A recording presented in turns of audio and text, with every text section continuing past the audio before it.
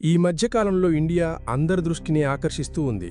ముఖ్యంగా United Nations Organization main office న్యూయార్క్లో ఉంది కదా. ఇప్పుడు అక్కడి వాళ్ళు కూడా మన గురించే మాట్లాడుకుంటూ ఉన్నారు. ప్రధానమంత్రి Narendra Modi general assembly high level డిస్కషన్లో పాల్గొంటారు అని అందరూ అనుకున్నారు. కానీ అందరికీ దిమ్మ తిరిగిపోయేలా ఆ మీటింగ్కి మన మోడీ గారు వెళ్లడం లేదు. మన విదేశాంగ మంత్రి జైశంకర్ గారు అక్కడ తన స్వరాన్ని వినిపించబోతున్నారు. అబ్బే, ఇందులో ఏముంది, ప్రైమ్ మినిస్టర్ ప్లేస్లో ఫారిన్ అఫైర్స్ మినిస్టర్ వెళ్తున్నారు కదా, దీని గురించి అందరూ మాట్లాడుకోవడమేంటి అని మీకు అనిపించొచ్చు. కానీ ఈ మార్పు చిన్న విషయం కాదు. దీని గురించి డీటెయిల్గా చెప్పుకునే ముందు ఒక చిన్న రిక్వెస్ట్. మీరు మా ఛానల్ సబ్స్క్రైబ్ చేసుకోకపోతే వెంటనే సబ్స్క్రైబ్ చేసుకోండి. కామెంట్ సెక్షన్లో మీ ఫేవరెట్ లీడర్ ఎవరో రాయడం మర్చిపోకండి. ఇంతకుముందు చేసుకున్న షెడ్యూల్ ప్రకారం మోడీ సెప్టెంబర్ 26న ఐక్యరాజ్యసమితిలో స్పీచ్ ఇవ్వాల్సి ఉంటుంది. China, Pakistan, Bangladesh, Israel leaders అందరూ కూడా ఒకే రోజు అక్కడ ప్రసంగించబోతున్నారు.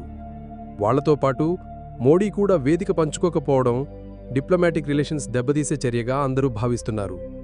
మోడీ స్థానంలో మన విదేశాంగ మంత్రి జైశంకర్ వెళ్లడం నిజంగా ఒక ఆశ్చర్యకరమైన విషయం అని చెప్పుకోవాలి. యునైటెడ్ నేషన్స్ జనరల్ అసెంబ్లీలో జరిగే 80వ సెషన్ చాలా సెన్సిటివ్ టైంలో జరుగుతోంది.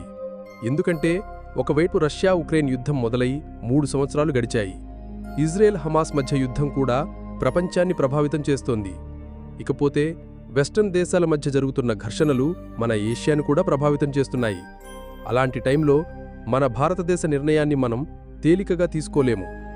ఈసారి అక్కడి థీమ్ ఏంటంటే బెటర్ టుగెదర్, అంటే కలిసికట్టుగా అందరూ మంచి మార్పును కోరుకుంటూ ముందడుగు వేద్దామని. శాంతి, అభివృద్ధి, హ్యూమన్ రైట్స్ అంశాల మీద ప్రపంచాన్ని ఏకం చెయ్యాలి అనేదే ఈసారి మీటింగ్ ప్రధాన లక్ష్యం. కానీ పైకి కనిపించేంత శాంతి చర్చలు యునైటెడ్ నేషన్స్ మీటింగ్స్లో ఇంతవరకు జరగలేదు. ఎక్కువగా ఒక దేశాల మీద మరొక దేశాలు ఫిర్యాదులు చేసుకోవడం, సంఘర్షణలు, ఆరోపణలు మాత్రమే మనకు ఎక్కువగా కనిపిస్తూ ఉంటాయి. ఇకపోతే సెప్టెంబర్ 23న అమెరికా ప్రెసిడెంట్ డొనాల్డ్ ట్రంప్ రెండోసారి ప్రెసిడెంట్ అయిన తరువాత మొదటిసారి ఇక్కడ మాట్లాడబోతున్నారు. దాంతో ఈ మీటింగ్ చాలా ఇంట్రెస్టింగ్గా మారింది. ఎందుకంటే ఈ మధ్యకాలంలో ట్రంప్ మన దేశం గురించి నోటికొచ్చినట్టు ఏదో ఒకటి వాగుతూనే ఉన్నాడు. మన మీద ఎన్నో ఆంక్షలు విధిస్తూ టారిఫ్లు కూడా పెంచాడు. దాంతో ఇప్పుడు అందరి దృష్టి ట్రంప్ స్పీచ్ మీద మాత్రమే ఉంది. భారతదేశంతో పాటు రష్యా కూడా చైనా గుప్పెట్లోకి వెళ్లిపోయింది అని అందరూ చర్చించుకుంటూ ఉన్నారు. ముఖ్యంగా ట్రంప్ మన దేశం మీద 50% ట్యాక్స్ విధించి ఎంతో కఠినమైన నిర్ణయాలు తీసుకోవడమే కాకుండా మనల్ని నానా రకాలుగా ముప్పుతిప్పలు పెట్టడానికి కూడా ట్రై చేస్తూ ఉన్నాడు. పబ్లిక్గానే మనం రష్యా నుండి కంటిన్యూస్గా క్రూడ్ ఆయిల్ కొనుక్కుంటూ ఉన్నాము అని కూడా ఆయన కారాల మిరియాలు నూరుతూ ఉన్నాడు. ఇప్పటికే అమెరికా చేతుల్లో నుండి భారతదేశం ఎప్పుడో జారిపోయింది అని కూడా ఆయన అనడంతో ఇది పెద్ద చర్చకు దారితీసింది.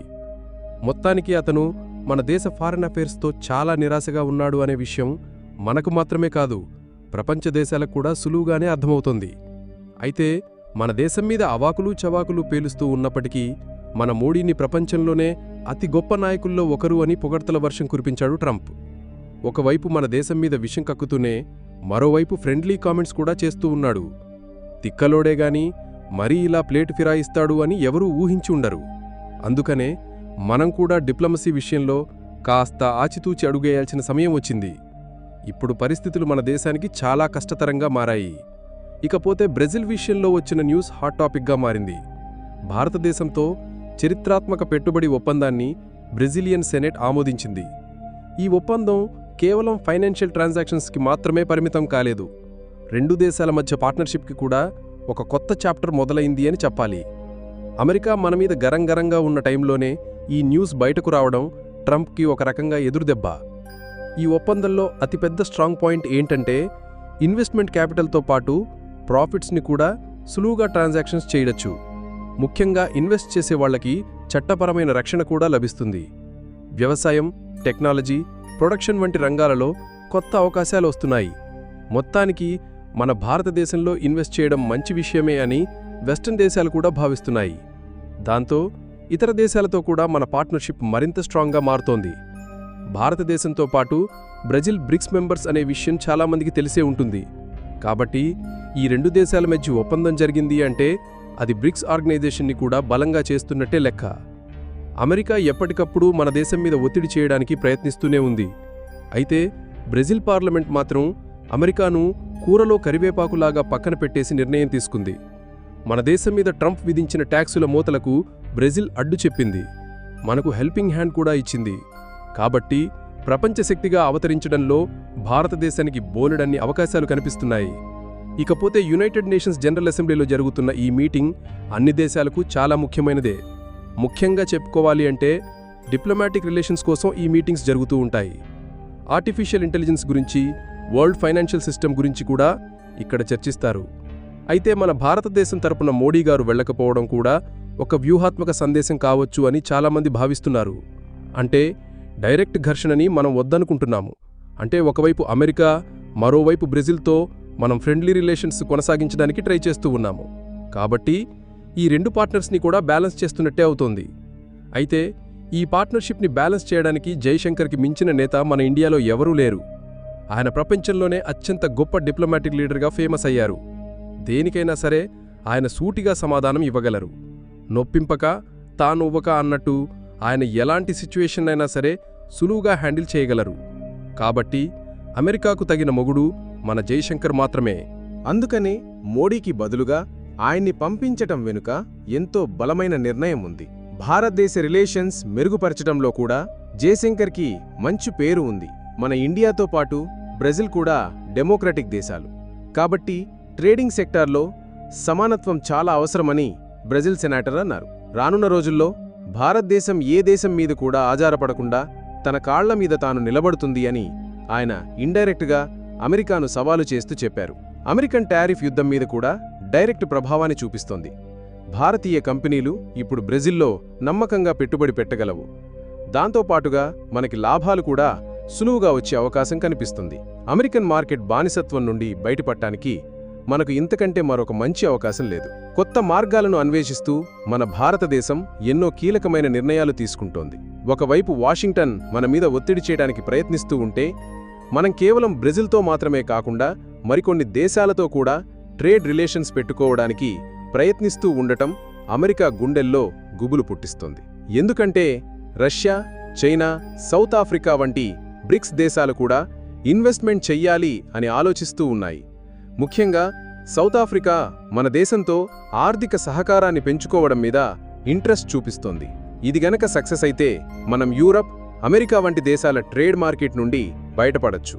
కాబట్టి ఈ మార్పు కేవలం ఫైనాన్షియల్ కాంట్రాక్ట్ మాత్రమే కాదు అని మనం భారతదేశ ప్లానింగ్కి, డిప్లొమాటిక్ విధానాలకి ఆరంభమని మనం చెప్పకనే చెబుతున్నాము.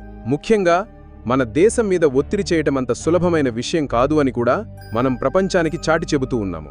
అందుకనే యునైటెడ్ నేషన్స్ జనరల్ అసెంబ్లీ మనకి చాలా ఇంపార్టెంట్. ట్రంప్ ఖచ్చితంగా ఏదో ఒక బలమైన ప్రకటన చేస్తాడు. అలాంటి టైంలో జయశంకర్ మాత్రమే బ్యాలెన్స్ మెయింటైన్ చేస్తూ రిలేషన్స్ని మెరుగుపరచడానికి ట్రై చేస్తారు. ఈసారి ఈ జనరల్ అసెంబ్లీ భవిష్యత్తు రాజకీయాలను కూడా మార్చబోతోంది. యుఎన్జిఏ మీటింగ్లో మోడీ లేకపోవటం, భారతదేశంపై ట్రంప్ టారిఫ్లను ఉపయోగించి ఒత్తిడి పెంచటం, భారతదేశానికి బ్రెజిల్ పెట్టుబడి ఒప్పందాన్ని బహుమతిగా ఇవ్వటం, ఈ 3 సంఘటనలు కొత్త స్టోరీ రాస్తున్నాయి. రాబోయే సంవత్సరాల్లో బ్రిక్స్ నిజంగా అమెరికా, యూరప్ కంటే పెద్ద శక్తిగా మారుతుందా అనేది మాత్రమే ప్రశ్న. ప్రపంచం ఇప్పుడు దానిపైనే దృష్టి పెట్టింది. యుఎన్ఓ జనరల్ అసెంబ్లీకి మోడీ లేకపోవటం మన దేశ విదేశాంగ విధానంలో ఒక భాగం. భారతదేశం ఇప్పుడు అటువంటి వేదికల్లో కేవలం హాజరు కాకుండా ఎప్పుడు మాట్లాడాలో, ఎప్పుడు మౌనంగా ఉండాలో అనే ప్లానింగ్ కూడా చేస్తోంది.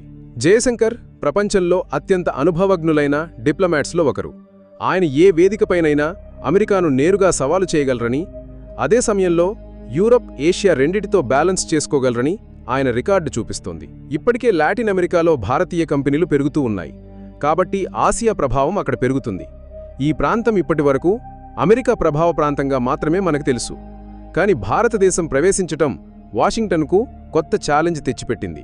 రష్యా, చైనా కూడా ఈ విషయంలో ఇండైరెక్ట్గా పనిచేస్తూ ఉన్నాయని చెప్పాలి. భారతదేశం రష్యా నుండి చమురు కొనుగోలు చేయటాన్ని అమెరికా ఒప్పుకోలేదు. ఎన్నో శాంక్షన్స్ విధించింది. కాని భారతదేశం వెనక్కి తగ్గడానికి కూడా ఒప్పుకోలేదు. ఇప్పుడు బ్రెజిల్ భారతదేశంతో నిలబడింది కాబట్టి బ్రిక్స్లో భారతదేశ నాయకత్వం పెరుగుతోందని చెప్పాలి. ఈ కొత్త జియోగ్రాఫికల్ పొలిటికల్ పవర్ ఆసియాను, లాటిన్ అమెరికాను కలుపుతోంది. యునైటెడ్ నేషన్స్లో జరిగే ఈ 80వ సెషన్ కేవలం చర్చలకే పరిమితం కాదు. ఇక్కడ ఎన్నో డీల్స్ కుదురుతాయి. అంతేకాకుండా ప్రపంచ దేశాలు 2 గ్రూపులుగా విడిపోతున్నాయి.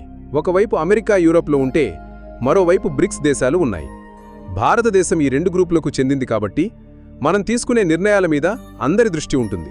రాబోయే కాలంలో మనం ఏ గ్రూప్లో ఉంటామో అనేది పెద్ద ప్రశ్నగా మారబోతుంది. ప్రస్తుతానికైతే మనం 2 గ్రూపుల్ని బ్యాలెన్స్ చేయటానికి ప్రయత్నిస్తూ ఉన్నాము. చూద్దాం ట్రంప్ తీసుకునే నిర్ణయాలు మనల్ని ఏ వైపుకు తిప్పుతాయో. ఈ వీడియో మీకు నచ్చిందా? అయితే ఒక లైక్ చేసి మీ అభిప్రాయాల్ని కామెంట్ సెక్షన్లో చెప్పండి.